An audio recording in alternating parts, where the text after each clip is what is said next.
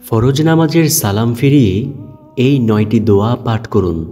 ইনশাআল্লাহ আল্লাহর কাছে যা চাইবেন আল্লাহ আপনাকে তাই দান করবেন। প্রিয় দর্শক, আল্লাহ রব্বুল আলামিনের কাছে কোনো জিনিসের কোনো অভাব নেই। আমরা শুধু চাইতে পারি না, এই জন্যে আমরা আল্লাহর কাছ থেকে পাই না। আমরা যদি সুন্দরভাবে চাইতে পারতাম তাহলে ইনশাআল্লাহ আল্লাহর কাছ থেকে অবশ্যই পাইতাম। দুনিয়াতে একজন ভিক্ষুক যখন কোনো বড় ব্যক্তির কাছে গিয়ে টাকা পয়সা চায় তখন সে কত নমনীয় হয়ে যায়, ও ভাইজান আমাকে কিছু টাকা দেন না, আমার ঘরের সবাই একেবারে অভাবের মধ্যে আছে, কত কান্নাকাটি করে। তারপর সেই বড়লোক ভাইয়ের মনের মধ্যে একটু মায়া হয়, তারপর তাকে কিছু টাকা পয়সা দান করেন। প্রিয় দর্শক, ওই বড়লোক ভাই থেকে কি আমার আল্লাহর মর্যাদা, আমার আল্লাহর দাম কি কম? ওই বড়লোক ভাইকেও তো আল্লাহ তাআলাই সৃষ্টি করেছেন, তো সেই স্রষ্টার কাছে কিভাবে চাইতে হবে? প্রিয় দর্শক, এই কথাগুলো আমরা কেন বুঝি না? নবীজি সাল্লাল্লাহু আলাইহি ওয়াসাল্লাম বলেন, তোমরা কান্না করে মহান মালিকের কাছে কিছু চাও, আল্লাহ তোমাদের সব দোয়া কবুল করবেন। সুবহানাল্লাহ। আল্লাহ তাআলা বলেন, ও নবী, আপনার উম্মতদেরকে জানিয়ে দেন তো, আপনার উম্মতেরা যদি 2 ফোঁটা চোখের পানি ফেলিয়া আমি মহান মালিকের কাছে দোয়া করে আপনার উম্মতের ওই চোখের পানিগুলো নাকের ডগায় আসার আগেই আমি আল্লাহ দোয়া কবুল করে নেই। সুবহানাল্লাহ। প্রিয় দর্শক, তাই দোয়া করতে হলে ভালোভাবে করতে হবে, যেমনইভাবে নবীজি সাল্লাল্লাহু আলাইহি ওয়াসাল্লাম শিখিয়ে দিয়েছেন ঠিক তেমনভাবেই করতে হবে। তো আজকের ভিডিওতে আমরা জানব ফরজ নামাজের গুরুত্ব সম্পর্কে, আর দ্বিতীয়ত আমরা জানব কোন সেই 9টি দোয়া, যেই 9টি দোয়া আমরা ফরজ নামাজের পর পাঠ করলে আল্লাহ আমাদের জীবনটাকে কল্যাণময়ী বানিয়ে দেবেন সেই সম্পর্কে। তো চলুন একে একে প্রত্যেকটি দোয়ার কথাও জেনে নেই এবং ফরজ নামাজের গুরুত্ব সম্পর্কেও জেনে নেই। নবীজি সাল্লাল্লাহু আলাইহি ওয়াসাল্লাম বলেন, বেঈমান আর মুমিনের মধ্যে পার্থক্য হলো নামাজ। বেঈমানেরা নামাজ পড়ে না, কিন্তু মুমিন নামাজ ছাড়ে না। সুবহানাল্লাহ। নবীজি সাল্লাল্লাহু আলাইহি ওয়াসাল্লাম বলেন, ও সাহাবায়ে কেরাম শোনো, কোনো ব্যক্তি যদি দৈনিক 5 বার গোসল করে তাহলে কি তার এই শরীরের মধ্যে কোনো প্রকারের ময়লা থাকতে পারে? সাহাবায়ে কেরাম বলল, না ইয়া রাসূলুল্লাহ সাল্লাল্লাহু আলাইহি ওয়াসাল্লাম, তার শরীরটা একেবারে পরিষ্কার পরিচ্ছন্ন থাকে। নবীজি সাল্লাল্লাহু আলাইহি ওয়াসাল্লাম বলেন, ও সাহাবায়ে কেরাম শুনে নাও, ঠিক যেই ব্যক্তি দৈনিক 5 বার ওযু করে নামাজ আদায় করে তার শরীরের মধ্যেও কোনো গুনাহের ময়লা থাকে না। সুবহানাল্লাহ। তার অন্তরটা পুত ও পবিত্র হয়ে যায়। আল্লাহু আকবার। প্রিয় দর্শক, বেনামাজিকে আল্লাহ তাআলা পছন্দ করেন না। সমগ্র সৃষ্টিকুল তার জন্য শুধু অভিশাপ দিতে থাকে। এমনকি যেই মাটির উপর দিয়ে হেঁটে যায় সেই মাটি সহ আল্লাহ তাআলাকে বলতে থাকে, আল্লাহ, তাকে আপনি কত দিন যাবত কত নিয়ামতের মধ্যে রেখেছেন, তারপরেও সে আপনাকে একটা বার একটু সেজদা দেয় না। আল্লাহ, আমি কি আজকে তাকে ধরব? আল্লাহ বলেন, মাটি, না, আমার বান্দা যে কোনো সময় আমাকে ডাকতে পারে, তুমি তাকে আঘাত করিও না। যদি আল্লাহ শুধু একটু হুকুম দিতেন, ও মাটি, তুমি এই নাফরমানকে ধরো, মাটির সাথে সাথে আঘাত করা শুরু করত। প্রিয় দর্শক, মাটির চাপ সহ্য করার মতো ক্ষমতা এই পৃথিবীর কারো নেই। নবীজি সাল্লাল্লাহু আলাইহি ওয়াসাল্লাম বলেন, বেঈমান আর মুমিনের মধ্যে পার্থক্য হলো নামাজ। বেঈমানেরা নামাজ পড়ে না, আর মুমিন কখনোই নামাজ ছাড়ে না। নবীজি সাল্লাল্লাহু আলাইহি ওয়াসাল্লাম আরও বলেন, হাশরের ময়দানে জান্নাতের গেইটের সামনে কিছু লোক দাঁড়িয়ে থাকবে। তারা জান্নাতে প্রবেশ করতে পারবে না, কিন্তু তারা জান্নাতে প্রবেশ করতে চাইবে। ফেরেশতারা জিজ্ঞেস করবে, তোমরা কেন এইখানে দাঁড়িয়ে আছো? ওই ব্যক্তিরা বলবে, আমরা জান্নাতে ঢুকতে চাই। ফেরেশতারা বলবে, তো কেন ঢুকতে পারতেছো না? ওই ব্যক্তিরা বলবে, জান্নাতের গেইটের মধ্যে যে তালা দেওয়া। ফেরেশতারা বলবে, জান্নাতের কি গেইটের তালা খোলার জন্য যে চাবি প্রয়োজন সেই চাবি কি তোমরা দুনিয়া থেকে আনতে পেরেছ? ওই ব্যক্তিরা বলবে, দুনিয়াতে থেকে আবার চাবি আনবো আমরা কিভাবে? দুনিয়া থেকে তো আর কিছু আনা যায় না। ওই ফেরেশতা জিজ্ঞেস করবে, তোমরা কি দুনিয়াতে শোনো নাই যে নামাজ হলো বেহেশতের চাবি? তোমরা কি এটা কখনোই শোনো নাই? তোমরা কি নামাজ পড়ো নাই? তখন ওই আল্লাহর বান্দারা বলবে, নামাজ কি জিনিস আমরা তো সেটা জানি না, আমরা পড়ব কিভাবে? তখন ফেরেশতা বলবে, তাহলে তোমরা আজকে এই সুন্দর জান্নাতেও ঢুকতে পারবে না, তোমরা এইখান থেকে চলে যাও। কারণ আল্লাহ তাআলা বলেই দিয়েছেন যে নামাজ হচ্ছে বেহেশতের চাবি। প্রিয় দর্শক, তাই নামাজ পড়া অত্যন্ত জরুরি।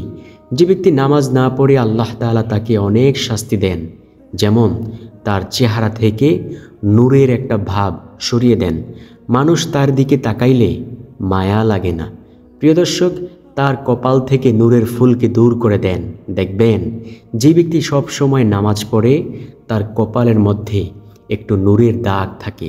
সুবহানাল্লাহ, আল্লাহু আকবার। আল্লাহ রাব্বুল আলামিন তার মৃত্যুর যন্ত্রণা লাঞ্ছনাময়ী করে দেন। প্রিয় দর্শক, তার এমন পিপাসা হয় যে মৃত্যুর সময় যদি তার মুখের মধ্যে এই দুনিয়ার সব পানীয় দিয়ে দেওয়া হয়, তারপরেও তার পিপাসা দূর হবে না। তাই তো নবীজি সাল্লাল্লাহু আলাইহি ওয়াসাল্লাম বলেন, বেনামাজের মৃত্যুর কষ্টটা এমন হবে যে একটা জ্যান্ত বকরির চামড়া ছিলে ফেললে যতটা কষ্ট হবে, এর চেয়েও অনেক অনেক অনেক গুণ বেশি কষ্ট হবে বেনামাজের মৃত্যুর যন্ত্রণা। প্রিয় দর্শক, তাই রব্বুল আলামিনের কাছে সব সময় দোয়া করব, আল্লাহ তুমি আমাদেরকে সব সময় 5 ওয়াক্ত নামাজ মসজিদে জামাতের সাথে আদায় করার তৌফিক দান করিও। আর মহিলারা দোয়া করবেন, আল্লাহ তুমি আমাদেরকে সব সময় 5 ওয়াক্ত নামাজ ঘরে আদায় করার তৌফিক দান করিও। আমিন সুম্মা আমিন। নবীজির দরবারে একজন অন্ধ ব্যক্তি আইসা বলল, ইয়া রাসূলুল্লাহ সাল্লাল্লাহু আলাইহি ওয়াসাল্লাম, আমি তো অন্ধ, চোখে দেখতে পারি না, আমাকে একটু এই রুখসত দেওয়া যায় না, যাতে আমি ঘরের মধ্যে নামাজটা আদায় করতে পারি? নবীজি সাল্লাল্লাহু আলাইহি ওয়াসাল্লাম বলেন, ঠিক আছে, আজকের পর থেকে তুমি ঘরের মধ্যেই নামাজ আদায় করিও, তোমার মসজিদে জামাতে আসতে হবে না। ওই ব্যক্তি কিছু দূর একটু হেঁটে গেল, সাথে সাথে নবীজি আবার তাকে ডাক দিলেন। ডাক দিয়া বললেন, ও অন্ধ ভাই, তুমি কি ইশারা ইঙ্গিতে আসতে পারবে? তুমি কি ইশারা ইঙ্গিতে চলতে পারো? ওই ব্যক্তি বলল, হ্যাঁ, আমি ইশারা ইঙ্গিতে চলতে পারি। নবীজি বললেন, ঠিক আছে, কাল থেকে তুমি জামাতের সাথে নামাজ আদায় করতে হবে এবং এটা তোমার জন্য বাধ্যতামূলক। নবীজি সাল্লাল্লাহু আলাইহি ওয়াসাল্লাম তাকে একটি দড়ি টাঙিয়ে দিলেন। ওই দড়ি ধইরা ধইরা তাকে মসজিদে নামাজ পড়তে আসতে বলতেন। প্রিয় দর্শক, একজন অন্ধ ব্যক্তির জন্য একটু সামান্য ছাড় নাই, আর আমাদের ব্যাপারে নবীজি সাল্লাল্লাহু আলাইহি ওয়াসাল্লাম কত কঠোর হবে। নবীজি সাল্লাল্লাহু আলাইহি ওয়াসাল্লাম বলেন, আমার মনে চায় আমার সাহাবায়ে কেরামদেরকে লইয়া প্রত্যেকটা ঘরে ঘরে যাই, যেই ঘরের মানুষরা নামাজ পড়তে আসে না, পুরুষরা ঘরের মধ্যে বইসা থাকে, ওই ঘরটাকে কেরোসিন ঢালিয়া আগুনে জ্বালাইয়া দেই। যদি এই ঘরে বাচ্চা না থাকতো তাহলে আমি ঠিক এটা করতাম। প্রিয় দর্শক, নবীজি সাল্লাল্লাহু আলাইহি ওয়াসাল্লাম যখন মৃত্যুবরণ করবেন তখনও তার জবান মোবারক দিয়ে বের হয়েছিল, ও আমার উম্মতেরা, নামাজ নামাজ নামাজ তোমরা ছেড়ে দিও না। প্রিয় দর্শক, আমরা অবশ্যই 5 ওয়াক্ত নামাজ বা জামাতের সাথে আদায় করার তৌফিক দান করব, আর মহিলা হলে অবশ্যই ঘরে আদায় করার তৌফিক দান করবেন ইনশাআল্লাহ। তো আমরা যেই দোয়াগুলো পাঠ করব সেই দোয়ার মধ্যে সর্বপ্রথম যেই দোয়াটা বলবো সেই দোয়াটা হলো, আল্লাহুম্মা আইন্নি আলা যিকরিকা ওয়া শুকরিকা ওয়া হুসনি ইবাদাতিকা। আমি আবার বলছি, অবশ্যই শিখে নিন। আল্লাহুম্মা আইন্নি আলা যিকরিকা ওয়া শুকরিকা ওয়া হুসনি ইবাদাতিকা। ইনশাআল্লাহ যে ব্যক্তি এই দোয়াটা বেশি বেশি পরিমাণে পাঠ করবে, আল্লাহ রাব্বুল আলামিন তাকে বেশি বেশি নেক আমল করার তৌফিক দান করবেন। প্রিয় দর্শক, আল্লাহ যদি আপনাকে বেশি বেশি নেক আমল করার অবারিত সুযোগ দান করেন, তাহলে কি হবে জানেন? আপনার জীবনটা দুনিয়াতেও কল্যাণকামী হবে, পরকালের জিন্দেগিতেও কল্যাণকামী হবে ইনশাআল্লাহ। কারণ নবীজি সাল্লাল্লাহু আলাইহি ওয়াসাল্লাম বলেন, আর দুনিয়া মাজরাতুল আখিরা, অর্থাৎ দুনিয়া হলো আখিরাতের একটি শস্যক্ষেত্র। এই দুনিয়াতে আপনি যেমন আমল করবেন ঠিক তেমন ফসল পাইবেন আখিরাতের ময়দানে। তাই নবীজি সাল্লাল্লাহু আলাইহি ওয়াসাল্লাম বলেন, আর দুনিয়া মাজরাতুল আখিরা, দুনিয়া হলো আখিরাতের শস্যক্ষেত্র। সুবহানাল্লাহ, আল্লাহু আকবার। দ্বিতীয় নাম্বার যেই দোয়ার কথা বলবো সেই দোয়াটা হলো লা ইলাহা ইল্লাল্লাহু লাহুল মুলকু ওয়া লাহুল হামদু ওয়া হুয়া আলা কুল্লি শাইইন কাদির। প্রিয় দর্শক, কোনো ব্যক্তির যদি গুনাহের পরিমাণ সমুদ্রের ফেনারাশির সমতুল্য হয়ে থাকে, তারপরেও রব্বুল আলামিন এই দোয়া যে পাঠ করবে তার গুনাহ অবশ্যই ক্ষমা করে দিবেন। সুবহানাল্লাহ। আমাদের গুনাহের পরিমাণ যদি সমুদ্রের ফেনারাশির সমতুল্য হয়ে থাকে, তারপরেও রব্বুল আলামিন আমাদের গুনাহকে ক্ষমা করে দিবেন যদি আমরা প্রতিনিয়ত এটা পাঠ করি, অর্থাৎ লা ইলাহা ইল্লাল্লাহু লাহুল মুলকু ওয়া লাহুল হামদু ওয়া হুয়া আলা কুল্লি শাইইন কাদির। ওই যে বললাম, আল্লাহর কাছে কোনো জিনিসের কোনো টান নাই। অভিশপ্ত ইবলিস আমাদেরকে ধোঁকা দিয়ে সারাটা জিন্দেগি ভর গুনাহের কাজ করাবে, কিন্তু আমরা যদি শুধু মৃত্যুর আগ মুহূর্তে হলেও একটা বার আল্লাহর কাছে বলতে পারি, আল্লাহ, জীবনে তো গুনাহের কাজ কম করি নাই, আর গুনাহ করব না, আমাকে অথবা আমাদেরকে ক্ষমা করে দাও। আল্লাহ বলেন, আমি সাথে সাথে আমার সেই বান্দাবান্দিকে ক্ষমা করে দিয়ে পুত পবিত্র বানিয়ে দেই। সুবহানাল্লাহ। কারণ অভিশপ্ত ইবলিস আল্লাহর সাথে বলেছিল, আল্লাহ, আমি তোমার একদল বান্দাবান্দিকে জাহান্নামে নিয়েই ছাড়ব, তাদেরকে আমি গুনাহ করাইয়াই ছাড়ব।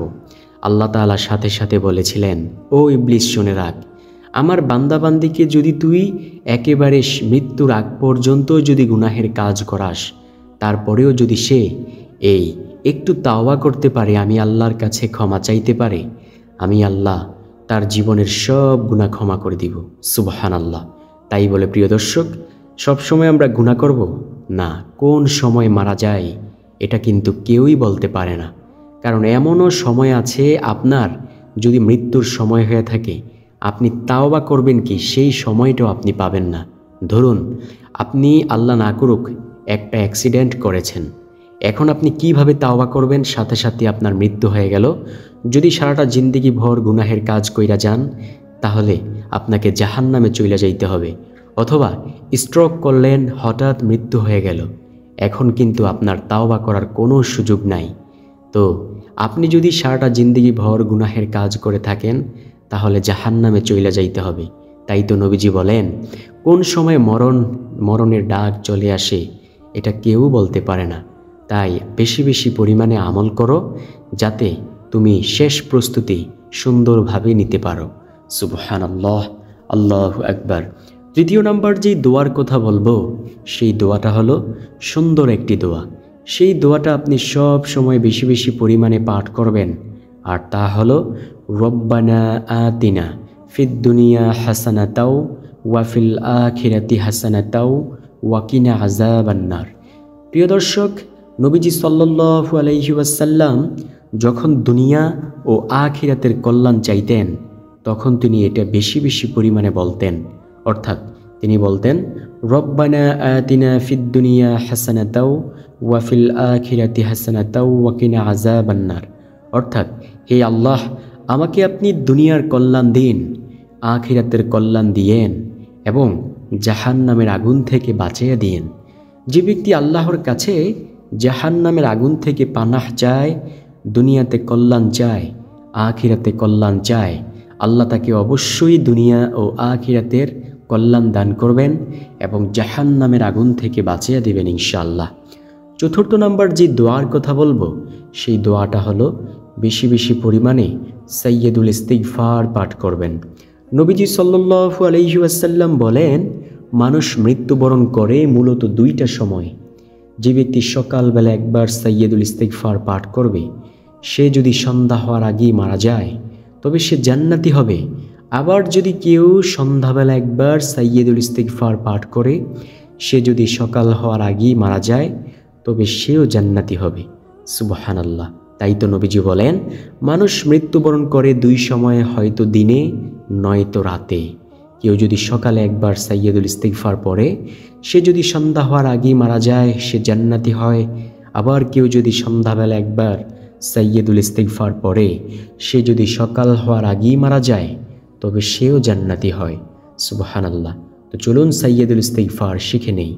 সাইয়্যিদুল ইস্তিগফার হলো আল্লাহুম্মা আনতা রব্বি লা ইলাহা ইল্লা আনতা খলাকতানি ওয়া আনা আবদুকা ওয়া আনা আলা আহদিকা ওয়া ওয়াদিকা মাস্তাতাতু আউযু বিকা মিন শাররি মা সানাতু আবউ লাকা বিনি'মাতিকা আলাইয়া ওয়া আবউ লাকা বিযামবি ফাগফিরলি ফাইন্নাহু লা ইয়াগফিরুয যুনুবা ইল্লা আনতা। এটাই হলো সেই সাইয়্যিদুল ইস্তিগফার।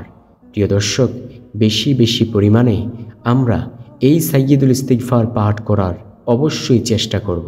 আল্লাহ আমাদেরকে সেই তৌফিক দান করুক। আমিন সুম্মা আমিন। তারপরের যেই দোয়ার কথা বলবো, অর্থাৎ ৫ম নাম্বার যেই দোয়ার কথা বলবো সেই দোয়াটা হলো আস্তাগফিরুল্লাহ রাব্বি মিন কুল্লি যামবি ওয়া আতুবু ইলাইহি লা হাওলা ওয়ালা কুওয়াতা ইল্লা বিল্লাহিল আলিয়্যিল আযীম। এটাও একটি ইস্তিগফার।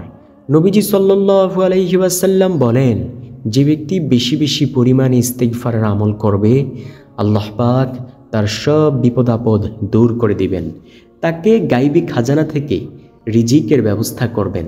রব্বুল আলামিন অনবরত তাকে রিজিক দান করবেন। সুবহানাল্লাহ। তাই আজকের পর থেকে বেশি বেশি পরিমাণে এই ইস্তিগফারটি পাঠ করার চেষ্টা করব। তারপরের ৬ষ্ঠ নাম্বার যে দোয়ার কথা বলবো সেই দোয়াটা হলো বেশি বেশি পরিমাণে বলবেন রব্বানা যালামনা আনফুসানা ওয়া ইল্লাম তাগফির লানা ওয়া তারহামনা লানাকুনান্না মিনাল খাসিরিন। আদম আলাইহিস সালাম ও আম্মাজান হাওয়া আলাইহিস সালাম দুনিয়ায় যখন থাইকা দীর্ঘ ৩৫০ বছর অঝোর ধারায় কান্না করেছিল তখন তারা এই দোয়াটা বেশি বেশি পরিমাণে পাঠ করেছিল। রব্বুল আলামিনের কাছে এই দোয়াটা এতটাই পছন্দ হয়েছে যে আল্লাহ পাক তাদের দোয়াকে অবশ্যই কবুল করেছেন। তাই আমরাও বেশি বেশি এই দোয়াটা প্রত্যেক ফরজ সালাতের পর পাঠ করব। ৭ম নাম্বার যেই দোয়ার কথা বলবো সেই দোয়াটা হলো বেশি বেশি বলবেন সুবহানাল্লাহি ওয়ালহামদুলিল্লাহি ওয়ালা ইলাহা ইল্লাল্লাহু ওয়াল্লাহু আকবার। নবীজি সাল্লাল্লাহু আলাইহি ওয়াসাল্লাম বলেন, যে ব্যক্তি এটা বলবে আল্লাহ পাক তার গুনাহগুলো এমনভাবে ঝেড়ে ফেলে দিবেন যেমনইভাবে শীতকালীন সময়ে গাছের পাতাগুলো ঝরে পড়ে যায়। সুবহানাল্লাহ। তাই আজকের পর থেকে এটা বেশি বেশি পরিমাণে পাঠ করার চেষ্টা করব ইনশাল্লাহ।